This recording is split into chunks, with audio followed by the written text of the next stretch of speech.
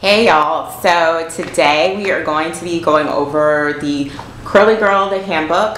This is the expanded second edition. The author is Lorraine Massey, and she is the co-owner of Diva Shine, as well as the co-creator of Diva Curl products. And Diva Curl products are really popular amongst a lot of curlies, especially if you belong to Naturally Curly. They sell them at Curl Mart. And I've used a lot of the line. My favorite product is the Set It Free. It's like a really good, like, refresher, like moisturizing spray. Some of the other products I don't really like the smell as much. It's like herbal lemon type smells, but they're still good products, especially the Angel and the Archangel. I just ordered the One Condition, so I'll be reviewing that later. But anyway, I digress. We should just get right into the book. But before we begin, I'm sure you were like, Elle, what the heck is that on your head? I am wearing wigs for a couple of days just because I braided my hair for a braid out, and I'm not going to take it down till tomorrow. And the way I braided my hair, I just parted it in the middle and braided it. So do you remember the house party movies when like Immature was on there, when they were like really young and they would have their hair like that? Yeah, that's how I look. So I'm not really trying to go out in public like that. So I am wearing wigs for a couple days. It's all good. Anyways. Okay, first thing, this is just really cool. The book has a DVD. It comes with a DVD in the book. So it contains the daily routines for all the different kinds of curls, clipping and diffusing tutorials. I know I don't need a clip or a diffusing tutorial because I have no problem getting volume in my hair.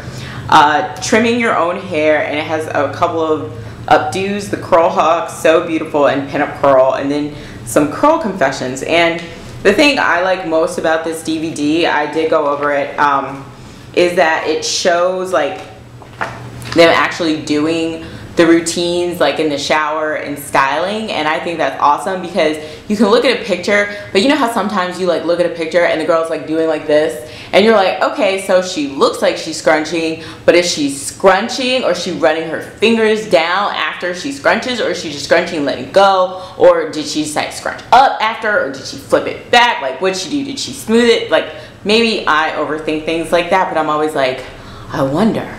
So you actually see them doing the routines and you know exactly what they're doing. There's like no doubt in my mind, especially, or you know, if you have like a child who's just looking at it, you know, kids don't like to read, and you don't want to like beg your kid to read this. Just be like, just look at the DVD, honey. So I thought that was actually really cool. And then going through the book, to be honest, I could do without the curl confessions. I mean, I'm sure for some people it's like super encouraging, but me, I'm like, I don't really, I love that your hair looks wonderful, but you know, just give me the good stuff. Like, tell me how to do my hair. So I personally skipped over the curl confessions. I couldn't tell you what any of them say. The pictures are very nice though. I thought this was a really cute pic. So they were talking about curls, blah blah. Girl meets curl.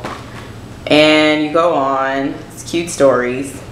Cute stories. So then we get into what your hair cuticle looks like. And she compares it to a pine cone. And I thought that that was really cool and really easy to understand because a lot of people seem to not understand the science of hair. So I really did like that. She explains it in a simple, you know, manner. Not to say people are stupid, I'm just saying it's easy to understand. And I know I've read chemistry books on hair and they are so dry and boring. And it's just like, oh my God, I'm gonna kill myself. And they use like huge words and scientific terms. And I'm like, that's nice, it's great to know that. But if I say this to someone else, they're going to look at me like I have two heads because not everyone reads chemistry books on hair. It's not what the regular person does. So then it talks about like genetics of curly hair. This is pretty standard information. Why curly hair is drier. You can find this in a lot of different curly books. So okay, so this is another cool thing that I liked in here.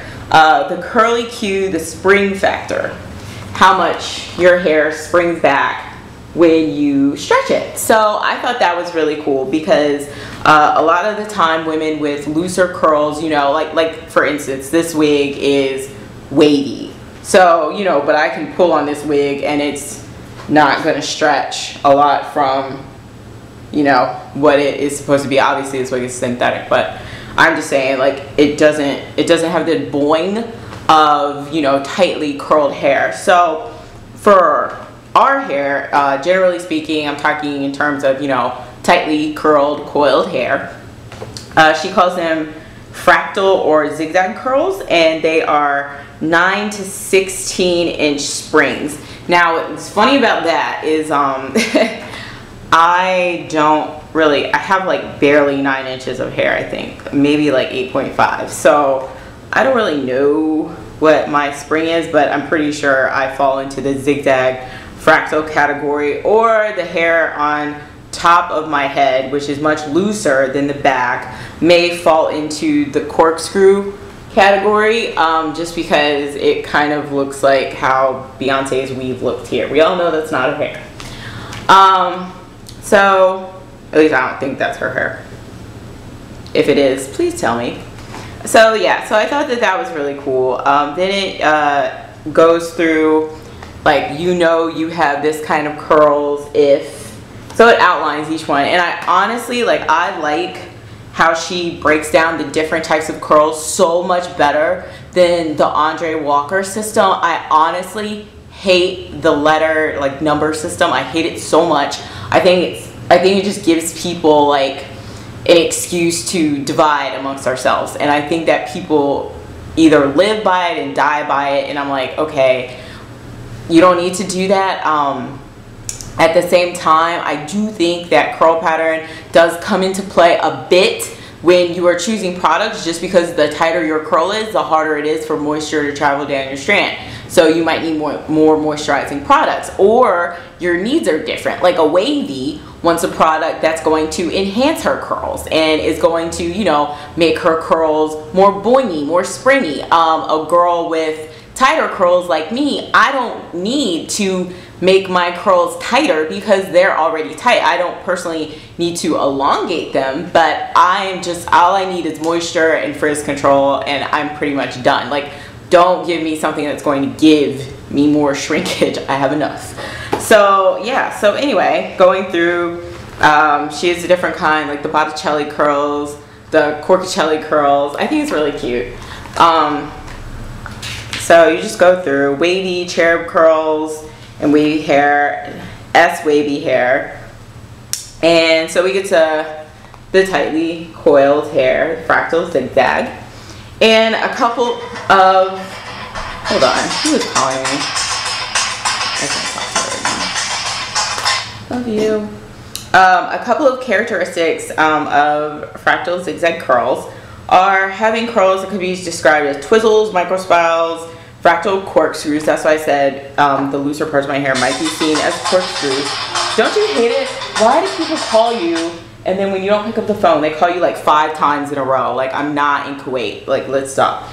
Anyway, hair that's hypersensitive to rough handling, a step-like pattern to your hair that can be relentlessly dry, curls that don't change with the season. I thought that this was really key for me because I know on Naturally Curly, I've seen a lot of women who have looser curls say that their hair might be looser in the winter than it is in the summer, and that doesn't happen to me. My hair pretty much stays the same throughout the season, so that was pretty cool. And then it also says you could have a receding hairline from weaves, your hair being pulled back too tight or relaxed. So, and this is Faith Jones. This is her curl confession. I didn't read it. But anyway, so it has different things you should not do to your curls, i.e. get it caught on things, creating a daily routine. She says nicks, combs, and brushes, which I personally cannot do. I do, like, when I do my hair, I kind of adapt the daily routine they give. When I do my hair in the shower, I like finger detangle, but then every week I still detangle. So moving on, I'll just show you real quick our routine. And I thought one thing that really stuck out to me in here is that she said before you get in the shower, Pour a shallow palmful of sulfate-free cleanser or botanical conditioner into one hand and then put it on your hair before you get into the shower to help spread the product. And it's supposed to make cleansing and conditioning more effective. And I think next time I shampoo, I'm definitely going to do this, because I feel like it would just help. Like when I shampoo, I only shampoo my scalp anyway, so if I did that before I got in the shower, it would be a lot easier for me, and I would probably get less of a manipulation when I do that. Yeah, so yeah, then stand under the water, rinse. Is that a piece of hair on my wig? Yes. And then you just condition. And then she also has this scrunch method. This is what I kind of do now with my hair. I've been styling my hair only in 2 sections, and I part it down the sides, and then I like apply my product and I kind of scrunch it in and scrunch it to the back, so you can see what she's doing here. And like I said, you may not really understand, but you can always hit up the DVD. So she says, don't relax your hair. Isn't that interesting? I thought this picture is interesting. Because her hair is completely, she's like transitioning. Let me see what else. Then let's see, we can just go in here. She has different ingredients for ones to avoid. She does say steer clear of silicones. I kind of use silicones, but she also says don't use shampoo. This is why you can't use silicones if you're not using shampoo, because you're not cleansing it. I personally, most of my shampoos have cocoa betaine, which usually gets the cones I use out, so I just use it. And it has been drying for me. Let's see. And then she has like some really cute recipes in here. I always love books that contain recipes, just because I don't always feel like searching for a recipe online. We all know that that will yield a high number of results. I don't feel like dealing with it all the time. Say, oh, what recipe should I use? Like, should I use this agave? Should I use honey? Should I, you know? So just having it in here, same thing with Thank God I'm Natural, just having some recipes like cookbooks. So I don't think cookbooks are obsolete, and I don't think hair recipes and books are obsolete either. Moving along. She is on how to cut. I personally do not trim my own hair, but if you do, this is a really good chapter for you. They say like to trim like in the middle of the curl, not actually on the. So that's cool. I personally, when I get my hair cut, there's like a Dijon salon in Santa Monica. That's where I'm probably gonna go. So just moving along. Trimming. There's one more part I just wanted to touch on for you guys. There's also if you have children, there's a new chapter in here for curly kids. So I think that's pretty awesome too. And a chapter for men in curls. That's funny. And it has like different Q&As in here. And then there are a few, actually, you know what, this is really funny, this chick's hair is frizzy. I personally like her hair better in the before pic. I like the big hair, but I don't know, if my hair gets like that when I use gel sometimes, and I always fluff it out because I don't like it like that. I don't like it small, I like it big.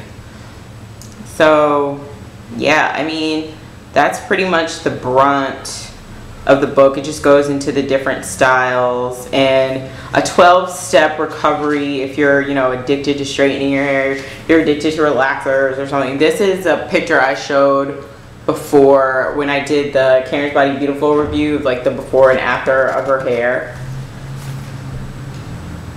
So, and then it has a Curly Girl horoscope. So it's a cute book. I think it's fun. Do I think it's worth it? Yeah, I like it a lot. I mean, I don't think it's overpriced. I feel like some books nowadays, like they will charge $30 for a book that's worth, you know, not that.